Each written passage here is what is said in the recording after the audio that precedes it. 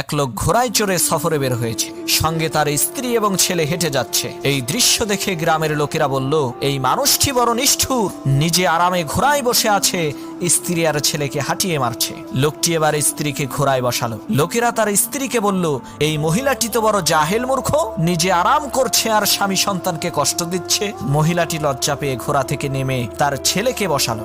ঘোড়ার পিঠে তার ছেলেকে দেখে লোকেরা বলল, এ তো ভারী বেয়াদ্দব ছেলে, নিজে জোয়ান মানুষ ঘোড়ায় বসে আছে আর মা বাবাকে কষ্ট দিচ্ছে। এবার লোকদেরকে খুশি করার জন্য ছেলেটিও ঘোড়া থেকে নেমে গেল। খালি ঘোড়াকে হাঁটতে দেখে লোকেরা বলল, এ তো বোকার দল, পালাক্রমে একজন করে ঘোড়ায় উঠলেও তো তারা শান্তি পায়। তারা লোকদেরকে খুশি করার কোনো উপায় না দেখে তিনজন একসাথে ঘোড়ায় চড়ে বসলো। লোকেরা এবার বলল, এরা তো বড় নাফরমান, বোবা প্রাণীকে কষ্ট দেয়। এবার তারা সবাই ঘোড়া থেকে নেমে উল্টো ঘোড়াকে কাঁধে নিয়ে চলতে লাগলো। তবুও লোকজন খুশি হলো না।